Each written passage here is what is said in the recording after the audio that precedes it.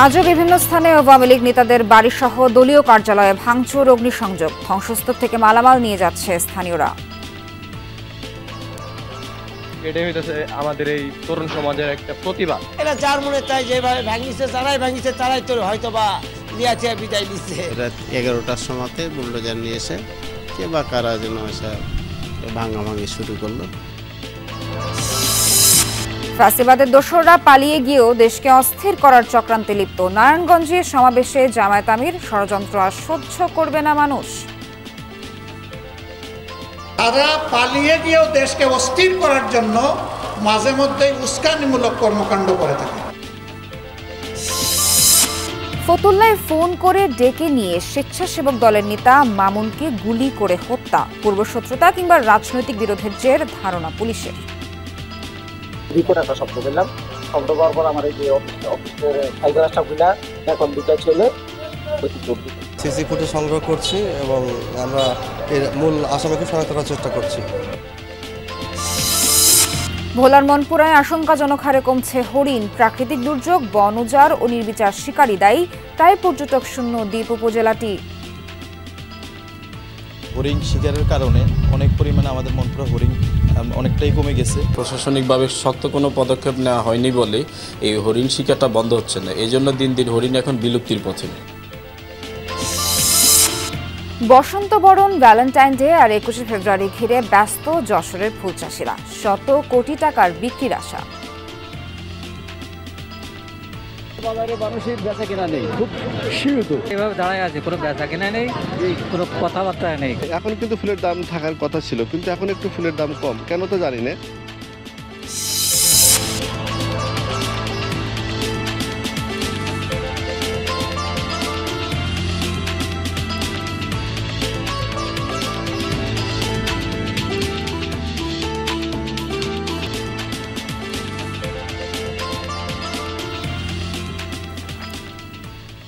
স্বাগত সবাইকে, আমন্ত্রণ বিরতিহীন সংবাদ সারা দেশে। এতক্ষণ শিরোনাম জানাচ্ছিলাম, পুরো খবর জানাতে সঙ্গে আছি নাবিলা সোহার। দেশের বিভিন্ন স্থানে আওয়ামী লীগ নেতাদের বাড়ি, দলীয় কার্যালয় এবং শেখ মুজিবুর রহমানের মিউরাল ভাঙচুরের পর সেসব স্থাপনার মালামাল খুলে নিচ্ছেন স্থানীয়রা। ভ্যানে করে সেসব নিয়ে বিক্রি করছেন ভাঙাড়ির দোকানে। কেউ কেউ আবার ব্যস্ত ধ্বংসস্তূপের সামনে সেলফি তোলায়।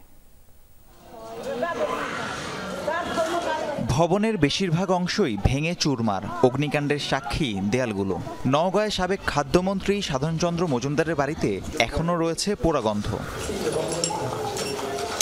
5 আগস্টের পর দ্বিতীয় দফায় বৃহস্পতিবার বাড়িটিতে ভাঙচুরের পর আগুন দেয় বিক্ষুব্ধ জনতা। পুড়ে ভস্মীভূত বাড়ির আসবাবপত্র, দরজা জানালা। সেসব ভাঙাড়িও খুলে নিচ্ছেন স্থানীয়দের অনেকে। যে যেভাবে পারছেন নিয়ে যাচ্ছেন আসবাবপত্র। কেউ কেউ আবার এসেছেন ধ্বংসাবশেষ ঘুরে দেখতে। এখানে এসে দেখি কাঁচ কোষ এগুলো মানে ভাঙ্গা চূড়া মানে এগুলা মানে পালা আছে, অনেক লোক আসলো, তা আমি মানে আসলাম, এসে মানে এগুলো দেখেছি। এটা যার মনে চাই যেভাবে ভাঙিছে তারাই তো হয়তো বা লিয়াছে বিদায় নিচ্ছে। বগুড়ায় জেলা আওয়ামী লীগ, জাতীয় পার্টি ও জাসদ অফিসের অস্তিত্ব ছাত্র জনতার ভাঙচুরের পর প্রায় পুরোটাই বিলীন। চারিদিকে ছড়িয়ে রয়েছে ইটের স্তূপ, কোনো রকমে টিকে আছে লোহা ও রডের কঙ্কাল। সাবেক রাষ্ট্রপতি আব্দুল হামিদের বাড়িটিও ব্যাপক ক্ষতিগ্রস্ত হয়েছে। কিশোরগঞ্জ শহরের খড়মপট্টিতে সেই বাসভবনের সামনে সকালেও ছিল সাধারণ মানুষের ভিড়। কেউ ছবি তুলছেন, কেউ আবার ভিডিও করে রাখছেন বাড়ির ভেতরকার চিত্র। রাজশাহীর সাবেক মেয়র খায়রুজ্জামান লিটনের বাসভবনের কিছুই আর অবশিষ্ট নেই। 3 তলা বাড়িটি এখন ধ্বংসস্তূপ। সকাল থেকেই সেখানে উৎসুক জনতার ভিড়। ভেঙে ফেলা বাড়ি থেকে রড, টাইলস এবং ইট খুলে নিয়ে যান অনেকে। এসে দেখলাম যে রাত 11টার সময়তে বুলডোজার নিয়ে এসে কে বা কারা যেন এসে ভাঙাভাঙি শুরু করলো। প্রায় আধা ঘন্টা 1 ঘন্টা খানিক ভাঙে আবার চলে গেল। আমি তো এখনই এসে দেখি যে তো পাঁচির দাঁড়িয়ে ছিল, এখন দেখি তো গোটাই ভাঙা, সামনের দিকে গোটাই ভেঙে ফেলেছে। এটা তো ভালোই ছিল দেখলাম। জামালপুরে আওয়ামী লীগের সাংগঠনিক সম্পাদক মির্জা আজমের বাড়িও এখন বিধ্বস্ত। দেয়াল থেকে খসে পড়েছে ইট, মেঝের টাইলস ভেঙে স্তূপ করে রাখা হয়েছে এক কোনায়। সেই বাড়ি দেখতেও ভিড় জমাচ্ছেন স্থানীয়রা। মির্জা আজম ভাইয়ের বাসা রাতে বুলডোজার দিয়ে ভাঙা হয়েছিল, আবার সকালে এসে ঘুরতে আসলাম। এটাই হইতেছে আমাদের এই তরুণ সমাজের একটা প্রতিভা। এই প্রতিবাদ দেখা, এটাই হচ্ছে একটা দৃষ্টান্ত মেহেরপুর মুজিবনগর কমপ্লেক্সের পাশে শেখ মুজিবুর রহমানের মুরালের কোনো অংশই আর আস্ত নেই। ভেঙে গুড়িয়ে দেওয়ার পর তা সড়কের মাঝে ফেলে রাখে বিক্ষুব্ধরা। রাহিম সারোয়ার, যমুনা নিউজ। নওগাঁয় সাবেক খাদ্যমন্ত্রী সাধন চন্দ্র মজুমদারের বাড়িতে আছেন সহকর্মী শফিক ছোটন। সরাসরি যাচ্ছি ছোটনের কাছে। ছোটন, বাড়িটি ভাঙচুর অগ্নিসংযোগের পর এখন সেখানে কি অবস্থা, ধ্বংসাবশেষের কি পরিস্থিতি দেখছেন, স্থানীয়রা কি বলছেন?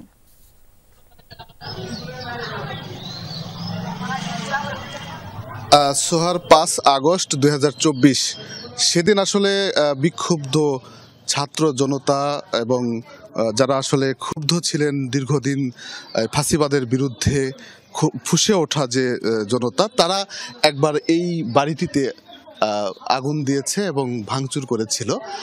গতকাল আবারও আসলে সেই ক্ষোভের বহিঃপ্রকাশ থেকে সাধারণ মানুষ, ছাত্র জনতা যারা বৈষম্য বিরোধী আন্দোলন করেছেন তারা কিন্তু এসে ভাঙচুর করে এবং বুলডোজার নিয়ে এসে বাড়ির প্রধান ফটকের যে দেয়াল সেটি ভাঙা হয় এবং পরবর্তীতে ভেতরে আগুন ধরিয়ে দেওয়া হয়। এই আগুনের কারণে আসলে ভেতরের যে আসবাবপত্রগুলো ছিল সেগুলো পুড়ে গেছে এবং বাড়ির বিভিন্ন অংশে আগুন ছড়িয়ে পড়েছিল। সারা রাত ধরে আগুনের পুড়েছে বাড়িটি। সকাল থেকে আমরা যেটি দেখছি যে এখানকার কিছু মানুষ যারা বিভিন্ন আসবাবপত্রগুলো খুলে নিয়ে যাচ্ছে এবং বিশেষ করে যে লোহা বা রড এই জাতীয় এবং পোড়া যেসব আসবাবপত্র সেগুলো নিয়ে যাচ্ছে আমরা সকাল থেকে দেখছি। তবে একটি জিনিস বলে রাখি যে এই বাড়িটি নিয়ে কিন্তু বেশ মানুষের কৌতূহল ছিল, যার কারণে সকাল থেকে মানুষ আসলে এসে এখানে ভিড় করছেন এবং এই বাড়িটি দেখছেন। একই সাথে বাড়ির ভেতরে ঢুকে কিন্তু এখনো অনেক মানুষ দেখছেন। আর আমি যদি একটু উপরের দিকে দেখাই যে এই যে লোহার গ্রিল দিয়ে আটকানো জানালা, ঠিক এই জানালার পাশের রুমটিতে খাদ্যমন্ত্রী থাকতেন এখানকার স্থানীয় লোকজন বলছেন, যার কারণে এটি আক্রোশের বা এটি আসলে ক্ষোভের বহিঃপ্রকাশ হিসেবে এই বাড়িটি ভাঙচুর করা হয়েছে, আগুন দেওয়া হয়েছে। ছোটন, ধন্যবাদ আপনাকে। ফ্যাসিবাদের দোসররা পালিয়ে গিয়েও দেশকে অস্থির করার ষড়যন্ত্রে লিপ্ত, এমন মন্তব্য করেছেন জামায়াতের আমির ডক্টর শফিকুর রহমান। নারায়ণগঞ্জে জেলা ও মহানগর জামায়াত আয়োজিত সমাবেশে তিনি বলেন, দেশ নিয়ে আর কোনো ষড়যন্ত্র সহ্য করবে না মানুষ। প্রায় 4 দশক পর নারায়ণগঞ্জে জামায়াত ইসলামীর সমাবেশ। খণ্ড খণ্ড মিছিল নিয়ে ওসমানী পৌর স্টেডিয়ামে জড়ো হন বিপুল সংখ্যক নেতাকর্মী।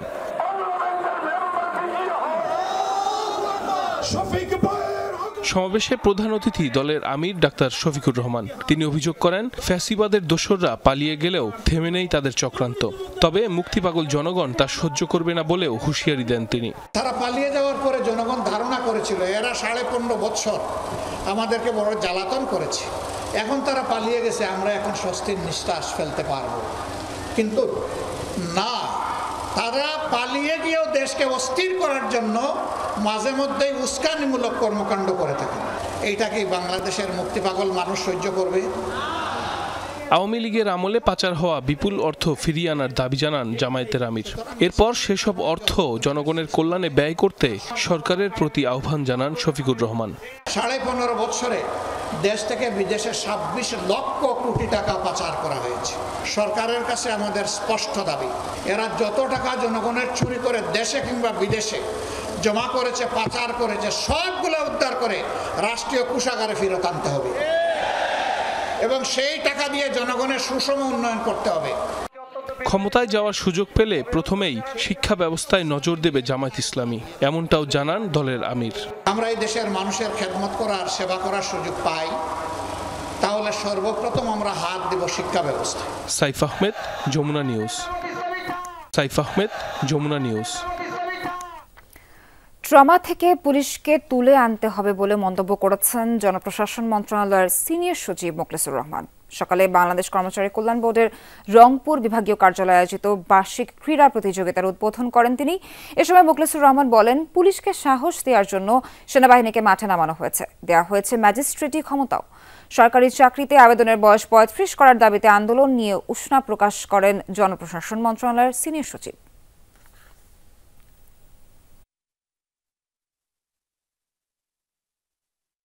পুলিশের যে আজকে আমাদের ট্রমাটাইজেশন এখান থেকে তুলে আনতে হবে। পুলিশকে সাহস দেওয়ার জন্য আর্মিকে আনা হয়েছে, আর্মিকে সাহস দেওয়ার জন্য আর্মিকে এখন ম্যাজিস্ট্রিয়াল পাওয়ার দেওয়া হয়েছে। এইভাবে তো দেশ কতদিন দেশ স্বাভাবিক গতিতে চলবে? নারায়ণগঞ্জের ফতুল্লা থানা স্বেচ্ছাসেবক দলের যুগ্ম আহ্বায়ক মামুন হত্যার ঘটনায় মামলা হয়নি এখনো, জানা যায়নি রহস্য। স্বজনরা জানিয়েছেন ফোন করে ডেকে নিয়ে গুলি করে হত্যা করা হয়েছে। পুলিশের ধারণা পূর্বশত্রুতা বা রাজনৈতিক বিরোধের জেরে হতে পারে এই হত্যাকাণ্ড। ফতুল্লার পূর্ব লালপুর রেললাইন এলাকা। সিসি ক্যামেরার ফুটেজে দেখা যায় শুক্রবার ভোররাতে হুডি জ্যাকেট পরা দুই যুবক এগিয়ে যাচ্ছে একটি ইট বালু সিমেন্টের ব্যবসা প্রতিষ্ঠানের দিকে। কিছুক্ষণ পর দৌড়ে পালিয়ে যায় তারা। এরপরই সেই প্রতিষ্ঠানের মালিক ও ফতুল্লা থানা স্বেচ্ছাসেবক দলের যুগ্ম আহ্বায়ক মামুন হোসেনকে গুলিবিদ্ধ অবস্থায় উদ্ধার করা হয়। পরে হাসপাতালে মারা যান তিনি।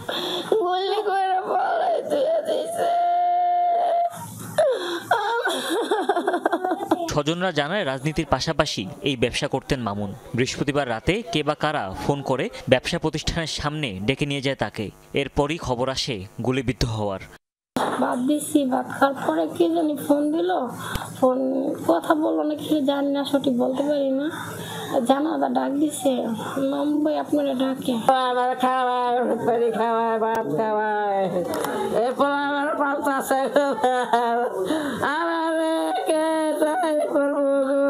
বিকট একটা শব্দ পেলাম। শব্দ পাওয়ার পর আমার এই যে অফিসের সাইকেলটা খুলে দেখলাম দুটা ছেলে অতি দৌড় দিল। দৌড় দেওয়ার সাথে সাথে আমি দৌড়ে সামনে গেলাম, দেখলাম কি চাচা করে রয়েছে। স্থানীয় বিএনপি নেতাদের দাবি 5 আগস্টের পর থেকেই ফতুল্লা আওয়ামী লীগের রাজনীতির সাথে জড়িত কয়েকজন দলে যোগ দেওয়ার চেষ্টা করছিল। মামুন সহ অনেকেই এতে বাধা দেয় এই হত্যাকাণ্ড বলে দাবি তাদের।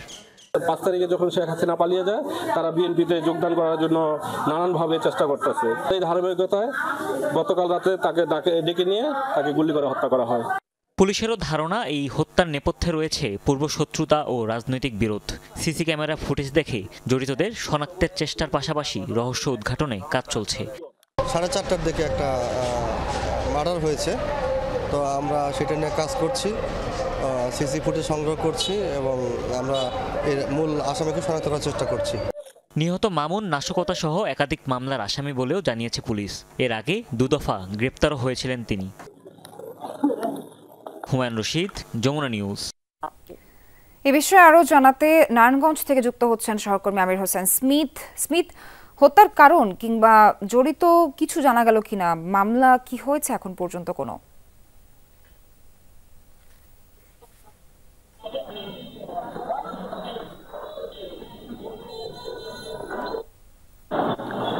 সোহার, আপনি জানেন যে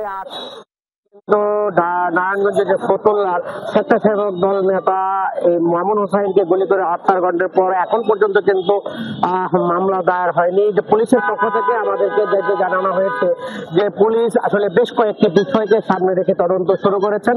তারা বলছেন যে ব্যবসায়িক বিরোধ, রাজনৈতিক বিরোধ বা পারিবারিক কোনো বিরোধের কারণে হত্যাকাণ্ড সংঘটিত হয়েছে কিনা সেটি তারা খতিয়ে দেখছেন। পাশাপাশি যে সিসিটিভির ফুটেজ তারা সংগ্রহ করেছেন সেই ফুটেজকে সাথে নিয়ে তারা বিশ্লেষণ করে আসলে যেই 2 যুবককে দেখা গেছে দৌড়ে চলে যেতে, অর্থাৎ যেই জায়গা থেকে তারা আসছিল এবং আবার ছবি দিকে তারা আবার দৌড়ে চলে যাচ্ছেন অর্থাৎ হত্যাকাণ্ডের পর, সেই 2 যুবককে প্রথমে তারা চিহ্নিত করার চেষ্টা করছেন এবং এই 2 যুবককে গ্রেফতারের পর অন্য কারা এই হত্যাকাণ্ডের সাথে জড়িত বা আরো কারো ইন্ধন আছে কিনা তাদেরকে আইনের আওতায় নিয়ে আসার জন্য পুলিশ ইতিমধ্যে কাজ করেছেন।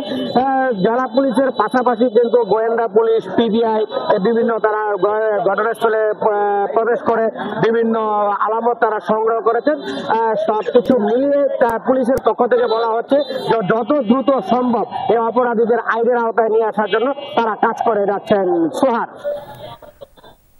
স্মিথ, ধন্যবাদ আপনাকে। রংপুরের পীরগঞ্জে মরিচক্ষেত থেকে এক নারীর মস্তকবিহীন মরদেহ উদ্ধার করেছে পুলিশ। সকালে উপজেলার চতরা এলাকা থেকে মরদেহটি উদ্ধার করা হয়। পুলিশ জানিয়েছে আঙুলের ছাপ নিয়ে পরিচয় শনাক্ত করে ফরেনসিক টিম। মৃতদেহটি দিলওয়ারা বেগম নামের এক নারীর। তিনি গাইবান্ধা গোবিন্দগঞ্জের দিলালপাড়ার রবিউল ইসলামের মেয়ে। ধারণা, গলা কেটে হত্যার পর মরদেহ এখানে ফেলে রাখা হয়েছে। হত্যার সম্ভাব্য মোটিভ ও জড়িতদের শনাক্তে কাজ করছে পুলিশ।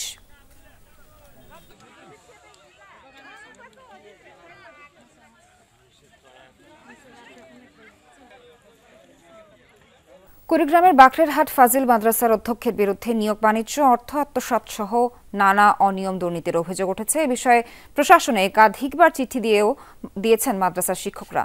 অধ্যক্ষের দাবি, ষড়যন্ত্রের শিকার তিনি। এ ঘটনায় তদন্ত কমিটির প্রতিবেদন অনুযায়ী ব্যবস্থা নেওয়ার আশ্বাস প্রশাসনের। উলিপুরের বাকরেরহাট ফাজিল মাদ্রাসা প্রতিষ্ঠার ৭৫ বছরেও জীর্ণ দশা।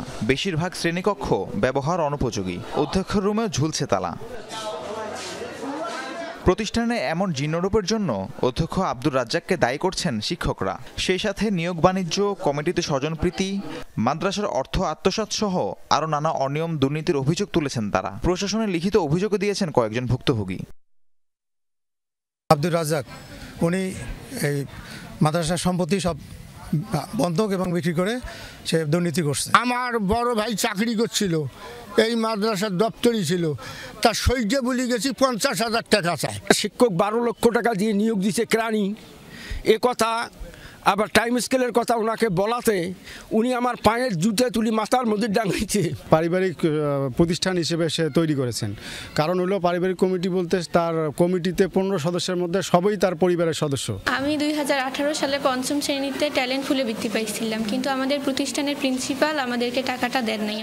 ২০১০ সালে মাদ্রাসার অধ্যক্ষ হিসেবে দায়িত্ব নেন আব্দুর রাজ্জাক। সব অভিযোগ অস্বীকার করে দাবি করলেন ষড়যন্ত্রের শিকার তিনি।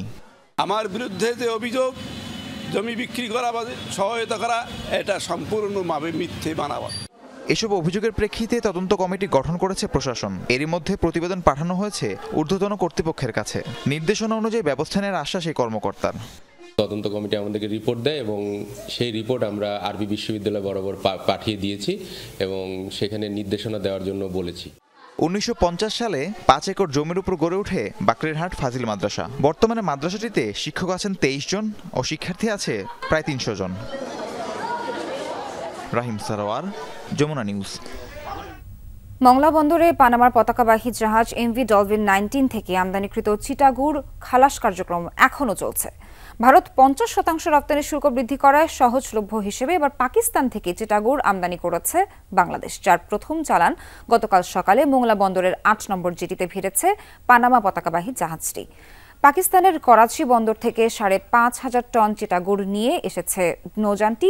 খালাস হওয়া চিটাগুড় মোংলা থেকে যাবে সিরাজগঞ্জের বাঘাবাড়িতে।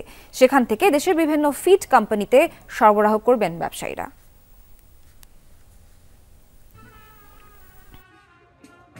আশঙ্কাজনক হারে কমে গেছে ভোলার মনপুরা উপজেলার হরিণ। এই অবস্থার জন্য প্রাকৃতিক দুর্যোগ, বন উজাড় ও নির্বিচার শিকারকে দায়ী করছেন স্থানীয়রা। প্রশাসনের অসাধু কর্মকর্তাদের যোগসাজশকে দুষছে তারা।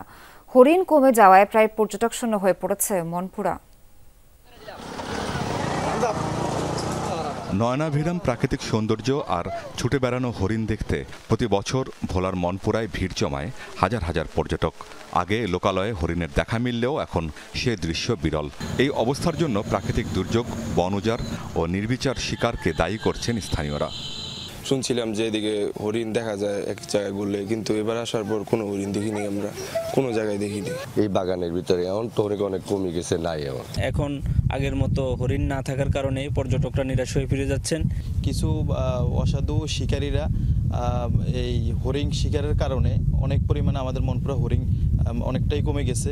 আসামিদেরকে প্রশাসন কর্তৃক গ্রেপ্তার করা হইতো, কিছুদিন পরে দেখা যেত তারা আবার স্বাচ্ছন্দ্যে ঘোরাফেরা করছে। তাহলে এখানে প্রশাসনিকভাবে শক্ত কোনো পদক্ষেপ নেওয়া হয়নি বলে এই হরিণ শিকারটা বন্ধ হচ্ছে না। এই জন্য দিন দিন হরিণ এখন বিলুপ্তির পথে। রেঞ্জ কর্মকর্তা বলছেন, হরিণ শিকারে বন বিভাগের কর্মচারীদের অভিযোগ তার জানা নেই। বিষয়টি ঊর্ধ্বতন মহলে অবহিত করবেন তিনি। আমার যদি কেউ জড়িত থাকে তাহলে তাকে শনাক্ত করে তার বিরুদ্ধে শাস্তিমূলক ব্যবস্থা গ্রহণের জন্য আমি ঊর্ধ্বতন কর্তৃপক্ষের নিকট আমি সুপারিশ গ্রহণ করব। পুলিশের দাবি, চোরা শিকারীদের দমনে বন্যপ্রাণী আইনে নেওয়া হচ্ছে কঠোর ব্যবস্থা। অবৈধ হরিণ শিকার কেউ করে আমরা তাদেরকে গ্রেপ্তার করব এবং আমাদের আইন অনুযায়ী তাদের বিরুদ্ধে যথাযথ ব্যবস্থা নেওয়া হবে। বনাঞ্চলের হরিণ ভোলা জেলার ব্র্যান্ডিংয়ে যে ইতিবাচক প্রভাব ফেলেছিল তা আবারও ফিরিয়ে আনার কথা জানিয়েছেন প্রশাসনের কর্মকর্তারা। আমিন বাবু, যমুনা নিউজ। ২৫০টিরও বেশি ডিজাইন অপশন নিয়ে ওয়ালটন স্মার্ট ফ্রিজ, বোঝে আপনার প্রয়োজন। ব্যস্ত সময় কাটছে যশোরের ফুল চাষিদের। দিনরাত চলছে চাষকৃত ফুলের পরিচর্যা, কিন্তু বাজারে সরবরাহ বেশি থাকার কারণে বিগত বছরের চেয়ে ফুলের দাম কমে যাওয়ায় লোকসানের শঙ্কা কৃষকের। তবে অন্তত শত কোটি টাকার ফুল বিক্রির আশা ব্যবসায়ী নেতাদের। হরেক রঙের ফুলে ছেয়ে আছে মাঠ, মন মাতানো ঘ্রাণ আর চোখ জুড়ানো রঙিন ফুলের চাষ চলছে বসন্ত বরণ, ভালোবাসা দিবস এবং মাতৃভাষা দিবস উপলক্ষে। যশোরে ফুল চাষিদের ব্যস্ততা এখন অন্য সময়ের চেয়েও বেড়েছে কয়েক গুণ। দিনরাত সময় কাটছে ফুলের পরিচর্যায়। তবে বাজারে ফুলের দাম বিগত বছরগুলোর তুলনায় কম থাকায় চাষিদের কপালে দুশ্চিন্তার ভাঁজ। ফুলের তেমন দাম নেই, কিন্তু আমরা পরিচর্যা করছি সামনের 14 ফেব্রুয়ারির জন্য। ফুলের পরিচর্যা তো আমরা ঠিক মতন করেই যাচ্ছি, কিন্তু বাজার এখন খুব কম দাম। সামনের যে দিবসগুলো আছে না, ওই দিবসগুলো যাতে আমরা ফুলের মোটামুটি কিছুটা দাম পাই। এখন কিন্তু ফুলের দাম থাকার কথা ছিল, কিন্তু এখন একটু ফুলের দাম কম, কেন তো জানি না। চাষিরা বলছেন চাহিদার তুলনায় সরবরাহ বেশি থাকায় এবার ফুলের দাম আগের চেয়ে কম। সেই সাথে আবহাওয়াজনিত কারণে ক্ষতিগ্রস্ত হচ্ছে ফুলের উৎপাদন। ফুলের রাজ্যখ্যাত গদখালি বাজারেও নেই প্রতিবারের মতো ক্রেতা বিক্রেতার হাকডাক। গত বছর এই ফুল বেচেছি 1500 টাকা 1600 টাকা শ, আর এই বছর এই ফুল 200 টাকা তাড়ি, তাও বিক্রি হচ্ছে না, 50 টাকা। তারপরেও বাজারে মানুষের বেচা কিনা নেই, খুব সীমিত। রাত 3টের সময় আছে ভ্যান নিয়ে এসে এভাবে দাঁড়ায় আছে, কোনো বেচা কিনা নেই, কোনো কথাবার্তা নেই। গেল বছর এরকমের সময় ধরেন 10 টাকা 12 টাকা গোলাপ ছিল, আর এবছর 3 টাকা 4 টাকা। বাজারের পরিস্থিতি খারাপ হলেও শত কোটি টাকার ফুল বিক্রির আশা ব্যবসায়ী নেতাদের। চাহিদার অতিরিক্ত যখন বাজারে আসছে তখন মূল্য কমে যাচ্ছে। যদি কোনো প্রাকৃতিক দুর্যোগ এবং ধর্মীয় কোনো প্রভাব না পড়ে, তবে আমাদের নির্দিষ্ট লক্ষ্যমাত্রায় ফুল বিক্রি হতে পারে। কৃষি বিভাগের তথ্য মতে জেলায় প্রায় 600 হেক্টর জমিতে ফুল চাষ হয়। রাহিম সারোয়ার, যমুনা নিউজ। অবহেলায় অনাদরে ধ্বংসের মুখে প্রখ্যাত গণিত শাস্ত্রবিদ কেপি বসুর বাড়ি। অঙ্কশাস্ত্র গবেষণা, নতুন উদ্ভাবন আর সহজীকরণে তার অবদান অপরিসীম। অথচ গুণিয়ে মানুষটির স্মৃতিচিহ্ন সংরক্ষণে নেই কোনো উদ্যোগ। দূর দূরান্ত থেকে দর্শনার্থীরা গেলেও বাড়িটির বেহাল দশা দেখে ভগ্ন হৃদয় নিয়ে ফিরে আসেন। নবগঙ্গা নদীর তীর ঘেঁষে শতবর্ষী এই বাড়িটি নির্মাণ করেছিলেন বাঙালি গণিত শাস্ত্রবিদ ও বিজ্ঞান শিক্ষক কালীপদ বসু, যিনি কেপি বসু নামেই বেশি পরিচিত। ঝিনাইদহ সদরের হরিশঙ্করপুর গ্রামে 1865 সালে জন্ম কেপি বসুর। শিক্ষা জীবনের সূচনা হয় গ্রামের পাঠশালায়। 1892 সালে ঢাকা কলেজে গণিতের শিক্ষক হিসেবে যোগ দেন বরেণ্য এই গণিতজ্ঞ। আমৃত্যু কলেজের শিক্ষক হিসেবেই কর্মরত ছিলেন। কাজের খাতিরে ঢাকায় থাকলেও 1907 সালে পৈতৃক ভিটায় বাড়ি নির্মাণ করেন তিনি। গণি মানে মানুষ, এই মানুষের সেই তার বাড়িটা সংস্কার করা আজও এ পর্যন্ত কেউ করতে পারেনি, করিও না। আমরা তা ছিলাম না, আমরা যে গরুর মতনই থাকলাম রে বাবা। আমরা চাচ্ছি যে এই জিনিসটা একটা জাদুঘর হোক, আর নাই সরকার নিয়ে যে কোনো একটা প্রতিষ্ঠান করুক। অনেক দূরের থেকে কেপি বসুর নাম শুনেই দেখতে আসে, তো তারপরে যদি এইগুলা থাকে তো তারা অন্তত তাদের মনে একটা বুঝ আসবে যে কিছু না কিছু দেখে আসতে পারছি। 9 বিঘা জমির ওপর নির্মিত দোতলা বাড়ির কক্ষ সংখ্যা 17টি। 6 কক্ষের রান্নাঘর, 40 জোড়া দরজা আর দর্শনীয় আসবাবে ছিল সাজানো। বাড়ির সাথে শান বাঁধানো ঘাট। নান্দনিক এই বাড়িটি দেখতে প্রতিদিনই দূর দূরান্ত থেকে আসে দর্শনার্থীরা, কিন্তু শতবর্ষী বাড়ির কোনো সংস্কার নেই। অযত্ন, অবহেলায় ধ্বংসের পথে স্মৃতিচিহ্ন। এমনভাবে সংস্কার করতে হবে যাতে করে এখানে লোকজন যাওয়া আসা করে, বা একটা কিছু মানে তার নামটা থাকে। যদি এটা সংস্কার হয় তাহলে পরবর্তী যে প্রজন্ম আছে এরা তার ঐতিহ্যটা মনে রাখবে, কেপি বসু মনে রাখবে। তার বাড়িটা যদি সংরক্ষণ করা হয় বা জাদুঘর যাতে এরকম কিছু ব্যবস্থা করা হয়, তো অর্থনৈতিক প্রভাব পড়বে। এইভাবে আমরা প্রস্তাবটা ইতিমধ্যে পাঠাইছি। স্থানীয়দের দাবি, উত্তরসূরিরা ভারতে চলে গেলেও বাড়িটির মালিকানা কেপি বসুর নামেই রয়েছে। জীর্ণ ভবনটির একাংশে আশ্রয় নিয়েছে 5 সদস্যের একটি পরিবার। এখন ছাদের কার্নিশ টার্নিশ উঠলে ইট টিটগুলো খুলে পড়ে যায়, এখন তো ঝরঝর করে সুড়কি টুটকি পড়ে, মেলা পুরাতন হয়ে গেছে তো, যার কারণে এই অবস্থাটা আর কি। প্রতিদিনই কম বেশি পর্যটক আসে, আগের চেয়ে অবশ্য পর্যটক সংখ্যা বেড়েছে, কিন্তু ওই ধ্বংসস্তূপ হয়ে গেছে, যার কারণে খুব সমস্যা, যে কোনো সময় কিছু সাইড ধসে পড়তে পারে। কিফিবেশের নামে এই দালানটা যাতে খুব নামে অথবা সারা জীবনকার জন্য আমাদের একটা স্মৃতি হয়ে যাতে আমাদের সামনে থাকে। মাত্র 54 বছর বয়সে মারা যান অসম্ভব প্রতিভাধর এই ব্যক্তিত্ব। ক্ষণজন্মা কেপি বসু প্রজন্মের জন্য রেখে গেছেন গণিত শাস্ত্রের অনেক সূত্র আর গবেষণা কাজ। তার স্মৃতি বাঁচিয়ে রাখতে কার্যকর উদ্যোগ চাইছে জেলাবাসী। সাবরিনা লিজা, যমুনা নিউজ। অর্থকারী ফসল হিসেবে দিন দিন পিরোজপুরে বোম্বাই মরিচের চাষ বাড়ছে। দেশের বিভিন্ন জেলার পাশাপাশি রপ্তানি হচ্ছে বিদেশেও। সঠিক পরিচর্যার মাধ্যমে বোম্বাই মরিচ জেলার অন্যতম অর্থকারী ফসল হতে পারে বলে আশা কৃষি বিভাগের। একসময় ঘরের চাহিদা মেটাতে যে বোম্বাই মরিচ গাছ বাড়ির আঙিনায় লাগানো হতো, সেই বোম্বাই মরিচের এখন বাণিজ্যিকভাবে চাষ হচ্ছে পিরোজপুরে। জেলার নেসারাবাদ উপজেলার জলাবাড়ি, আরামকাঠি, মাদ্রা, মাহমুদকাঠি সহ 8টি গ্রামে চাষ হচ্ছে বোম্বাই মরিচের। সুন্দর ঘ্রাণ ও ঝাঁজের কারণে বাজারে এর চাহিদাও বেশ। আকার ভেদে এক একটি মরিচ বিক্রি হচ্ছে 4 থেকে 8 টাকা দামে। দেশের বিভিন্ন জেলার পাশাপাশি জাপান, ভারত, এমনকি ভিয়েতনামেও যাচ্ছে এই জেলার মরিচ। বেশিরভাগই হয় আমাদের এই মাহমুদকাঠি, তারপর খায়েরকাঠি, বাস্তুকাঠি, কুরিয়ানা, এই জায়গায় বেশিরভাগ হয়। মরিচটা আপনার ঢাকায় যায়, এখান থেকে ঢাকায় যায়, তারপর জাপানও যায়। জাপান থেকে লোক আসে, ওরা এখান থেকে নিয়ে যায়। ফলনটা আপনার ভাদ্র আশ্বিন মাস থেকে মাঘ মাস পর্যন্ত থাকে আর কি, আবার বৈশাখ থেকে আপনার জ্যৈষ্ঠ আষাঢ় মাস পর্যন্ত থাকে।